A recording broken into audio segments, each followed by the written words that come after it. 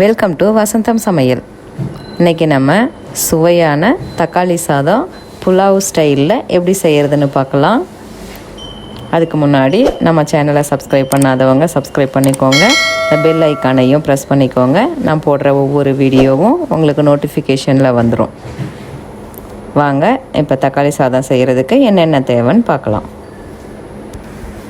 6 தக்காளி, பெரிய தக்காளியாக இருந்தால் 5 எடுத்துக்கோங்க. இது கொஞ்சம் சின்னதாக இருக்குது. 6 தக்காளி, 2 பெரிய வெங்காயம் எடுத்திருக்கேன். இப்போ இதில் வெங்காயம் இல்லாமல் செஞ்சோன்னா ரொம்ப நாளைக்கு நல்லாயிருக்கும்.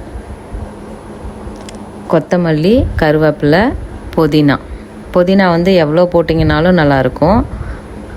இருக்கிறதுக்கு ஒரு கட்டு புதினா இருந்தாலும் போட்டுக்கலாம். தாளிக்கிறதுக்கு 5 ஸ்பூன் நல்லெண்ணெய், கடுகு, உளுந்து, சோம்பு, 2 ஸ்பூன் மிளகாத்தூள், 1 ஸ்பூன் மஞ்சள் தூள், உப்பு தேவையான அளவு, 1 நாட்டு பூண்டு உரித்து கட் பண்ணி எடுத்து வச்சுருக்கேன்.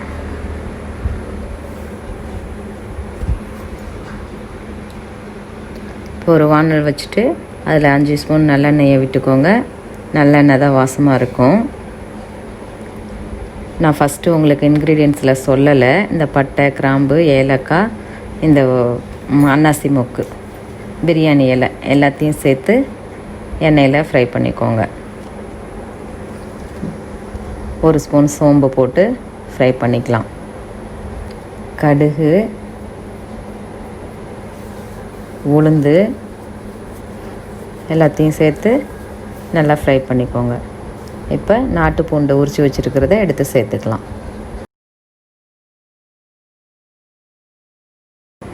பூண்டு நல்லா எண்ணெயில் வதங்கினா தான் அதோட வாசம் நல்லாயிருக்கும். நல்லா எண்ணெயில் வதக்கிக்கோங்க. வதங்கினதுக்கப்புறம் வெட்டி வச்சுருக்கிற வெங்காயத்தை சேர்த்து நல்லா பொன்னிறமாக வதக்கிக்கோங்க. இந்த மாதிரி வதங்கினதுக்கப்புறம் இப்போ கருவேப்பிலை கொஞ்சம் சேர்த்துக்கலாம்.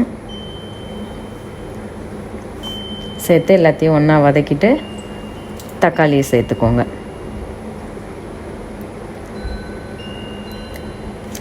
இந்த மாதிரி தக்காளியை சேர்த்து அது கூட உப்பு சேர்த்து வதக்கிக்கலாம். இது ஒரு நாளைக்கு மட்டும், இப்போ இன்றைக்கி செஞ்சு இன்றைக்கே சாப்பிட்டு முடிக்கிற மாதிரி இருந்தால் வெங்காயம் சேர்த்துக்கலாம். இப்போ இது 1 வீக்குக்கு வச்சுக்கிற மாதிரி இருந்தால் வெங்காயம் இல்லாமல் செஞ்சுக்கலாம். இப்போ புதினா எடுத்து வச்சுருக்கிறத சேர்த்துக்கோங்க.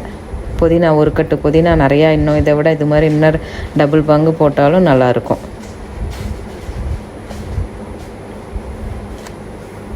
இப்போ அதை நல்லா வதங்கட்டும். வதங்கினதுக்கப்புறம் இப்போ மஞ்சள் தூள், மிளகாத்தூள் சேர்த்துட்டு திரும்ப நல்லா அது எண்ணெயில் மிளகாத்தூளும் எண்ணெயும் பிரிஞ்சு வர அளவுக்கு நல்லா வதக்கிக்கோங்க.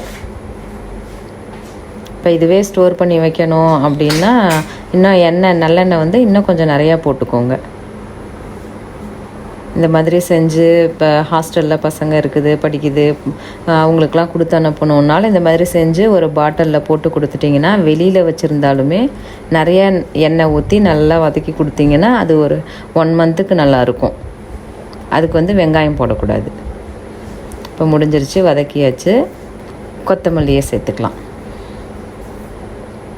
சேர்த்து மிக்ஸ் பண்ணி விட்டுட்டு இப்போ வடித்து வச்சுருக்கிற சாதத்தை இந்த ஒரு அகலமான பாத்திரத்தில் போட்டு கொஞ்சம் ஆற வச்சுக்கோங்க. சாதம் பதமாக வேக வச்சு எடுத்து வச்சுக்கணும். ரொம்ப சூடாக போட்டு கரண்டி போட்டு கிண்டிடக்கூடாது.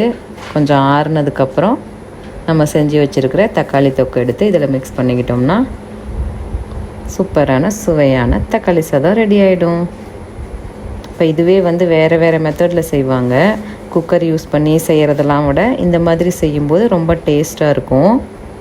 சீக்கிரமும் கெட்டு போகாது. இந்த மாதிரி தக்காளி சாதம் செஞ்சு பாருங்கள், உங்களுக்கு ரொம்பவே பிடிக்கும். ஒரு லஞ்ச் பாக்ஸ் ரெசிப்பியாக உங்களுக்கு செஞ்சு கொடுக்கலாம். பசங்களுக்கும் பிடிக்கும். இதுக்கு சைட் டிஷ்ஷாக எக்கு வச்சு கொடுத்தீங்கன்னா நல்லாயிருக்கும்.